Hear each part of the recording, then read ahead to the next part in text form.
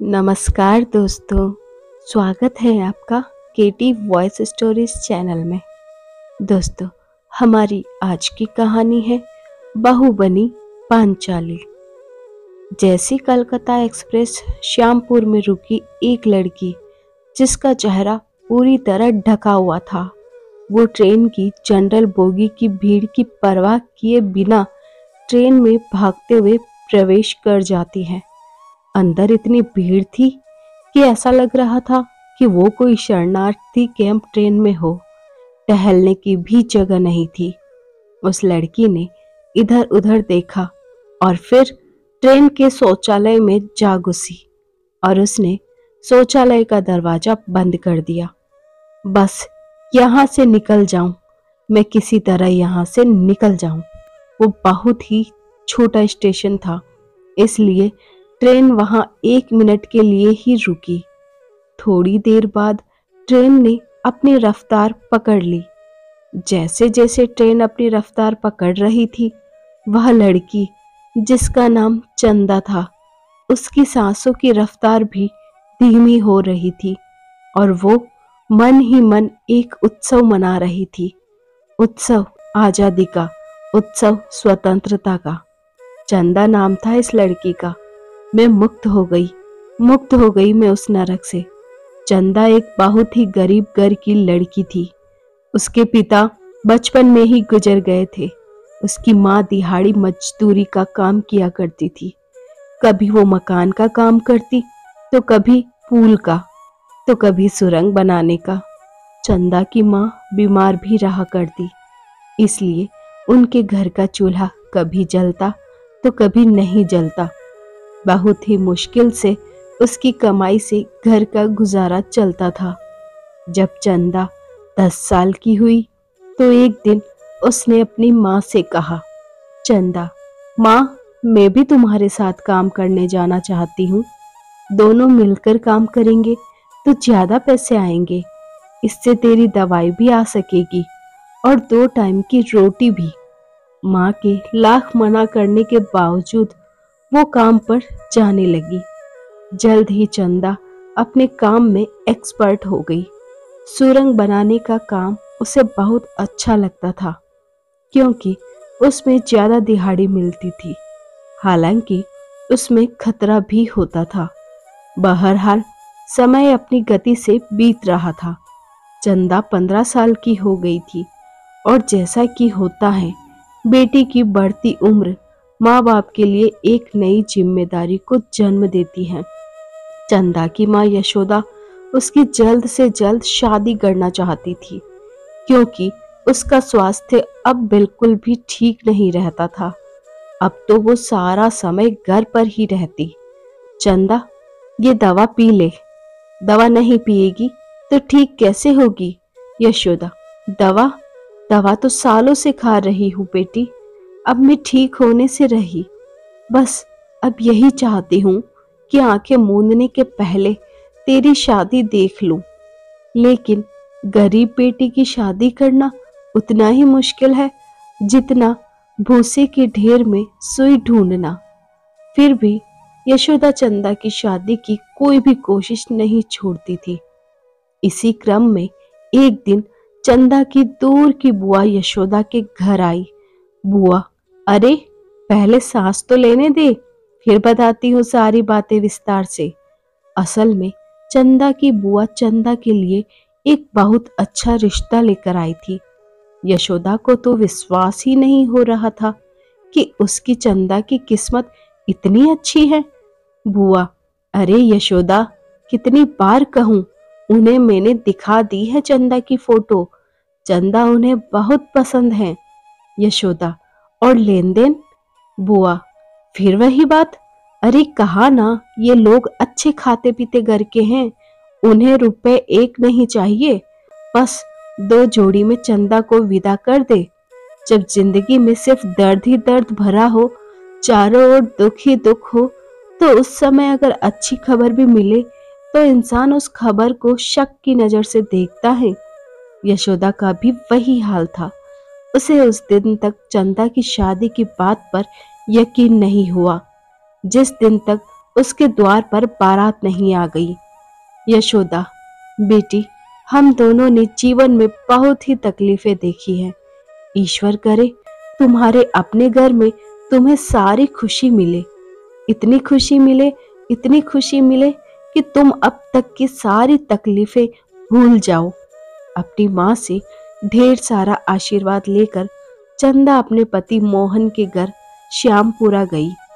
मोहन के पिता का देहांत कुछ साल पहले हो गया था।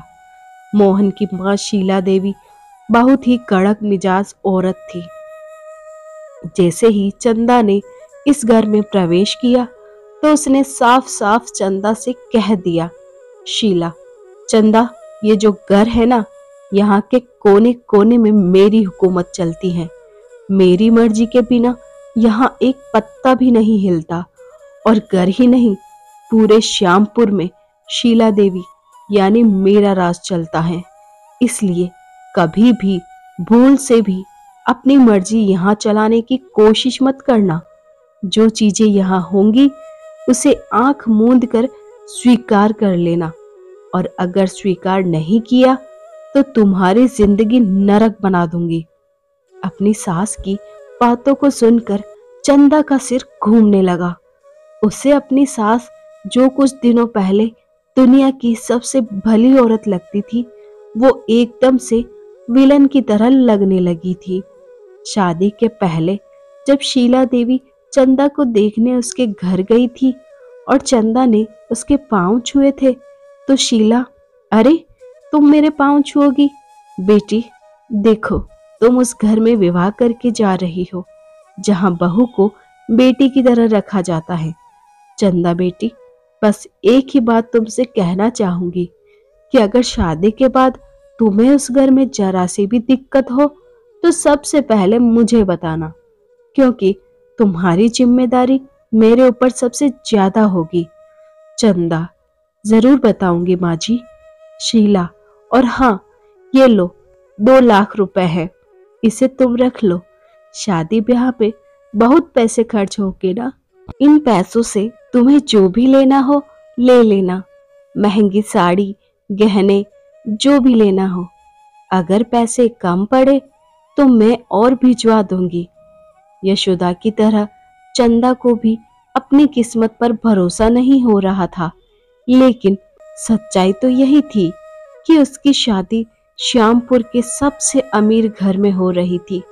लेकिन चंदा को ये पता नहीं था कि जिस किस्मत पर वो शक कर रही है, उसकी उसी किस्मत ने अपने नुकीले नाखून निकाल रखे हैं, जो आगे चलकर उसकी जिंदगी को नोच नोच कर उसके शरीर से लेकर आत्महत्या को दर्द देने वाले हैं। शादी की 1 सप्ताह बाद की बात है। मोहन शहर गया हुआ था और उस दिन शीला देवी ने चंदा को ऐसी बात कही जिसे सुनकर उसकी रूह कांप गई। चंदा, ये क्या कह रही हैं आप? मैं कोई बात दोहराती नहीं। मैं ये नहीं कर सकती। अरे कैसी माँ हैं आप जो अपने बेटे की पत्नी को किसी दूसरे के साथ सोने के लिए बोल रही है? शीला, चंदा, जो बोल रही हूँ वो करो, क्योंकि उसके अलावा कोई चारा नहीं है तुम्हारे पास। चंदा, अरे अजीब जिद्दी हैं आप। क्या दिमाग खराब है आपका? मैं कोई बाजारू औरत हूँ जो आप मुझे इस तरह से किसी गैर मर्द के साथ सोने के लिए कह रही हैं? चाहे मेरी जान चली जाए, लेकिन मैं ये नहीं करूंगी। और आने दीजिए आपके बेटे मोहन को, मैं उन्हें पूरी बात बताती हूँ। चंदा की इस बात पर शीला जोर जोर से हंसने लगी और हंसते हुए ही उसने एक जोरदार चांटा चंदा के गाल पर मारा। शीला, सुन, मोहन मेरा बेटा नहीं है, वो मेरा प्यादा है, प्यादा। और उस प्यादे के कारण ही तो मैं ये दुनिया सालों से चला रही हूँ। शीला देवी एक बदमाश औरत थी। श्यामपुर में उसका काफी दबदबा था। वो लड़कियों का व्यापार किया करती थी, लेकिन उसके व्यापार का तरीका बहुत ही अलग था। उसका प्यादा मोहन पहले लड़की से शादी करता और फिर उसे यहाँ ले आता और उसके बाद शुरू होता उस लड़की के शोषण का सिलसिला। अब तक सैकड़ों लड़कियों का जीवन शीला देवी ने नरक की तरह बना दिया था, और जिसने भी उस नरक से निकलने की कोशिश की, शीला, राजवंश, सोहन, तुम लोगों के रहते हुए इस लड़की ने भागने की हिम्मत की, इसे भी वही सजा दो जो अब तक हमसे गद्दारी करने वाले को दी गई है।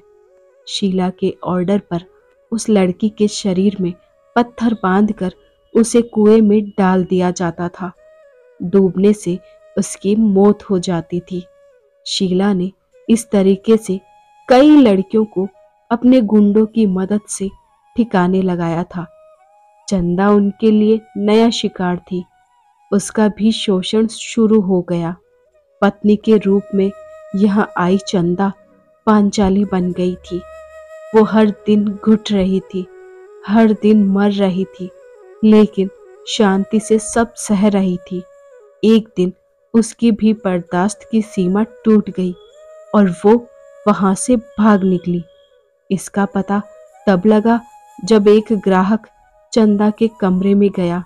ग्राहक: अरे शीला देवी, तुमने पैसे तो पूरे ले लिए, लेकिन वो चंदा चंदा कहाँ है?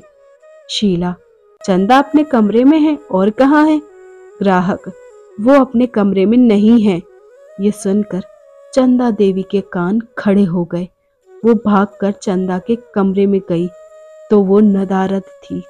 शीला: अरे मुफ्तखोरों, कहाँ मर गए तुम सब के सब? वो चंदा भाग गई। गुंडा, चंदा भाग गई, लेकिन कैसे? उस गुंडे की बात सुनकर चंदा देवी ने एक जोरदार तमाचा उसे मारा और कहा, 1 घंटे के अंदर अगर वो लड़की मेरी आंखों के सामने नहीं आई तो तुझे ऊपर भेज दूंगी। चंदा की तलाश शुरू हो गई, लेकिन चंदा तो वहां से बहुत दूर जा चुकी थी। चंदा पूरे 3 साल उन राक्षसों के पास रही और इन 3 सालों में उसने सबकी नजर से बचाकर अपने कमरे से होकर बाहर निकलने के लिए एक सुरंग बनाया। उसने इस काम को इतनी सफाई से किया कि किसी को कानों कान खबर नहीं हुई। जब शीला देवी और उसके गुंडों को सुरंग का पता लगा, शीला: अरे बाप रे बाप, वो लड़की तो बहुत ही शातिर निकली। हमें लगता था वो बहुत शरीफ है, लेकिन उसने तो। शीला देवी बहुत टेंशन में थी। उसे अब अपने काम को आगे बढ़ाने के लिए नई लड़की चाहिए थी। दूसरा, उसे इस बात का भी डर था कि कहीं चंदा पुलिस को उसका राज न बता दे। लेकिन उधर चंदा ने शीला देवी के पूरे गिरोह को खत्म करने के लिए अलग ही प्लानिंग की थी। उसने वहां से भागने के पहले ही रसोई घर जाकर रसोई घर के गैस की पाइप को काट दिया था, जिससे गैस धीरे धीरे करके निकल रही थी। एक रोज जब शीला देवी के कहने पर उनका रसोइया खाना बनाने गया और उसने गैस ऑन किया तो एक जोरदार ब्लास्ट हुआ और शीला देवी के मकान सहित उसकी पूरी गंदी दुनिया उसमें जलकर खाक हो गई।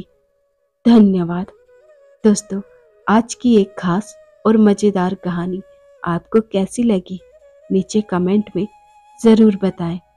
ऐसी ही और कहानियाँ सुनने के लिए हमारे साथ चैनल पर बने रहिए और अपना प्यार और सपोर्ट दीजिए, और चैनल को सब्सक्राइब कीजिए, वीडियो को लाइक शेयर कीजिए, बेल आइकन को प्रेस कीजिए ताकि न्यू स्टोरीज का नोटिफिकेशन सबसे पहले आपको मिल सके। Thanks for watching.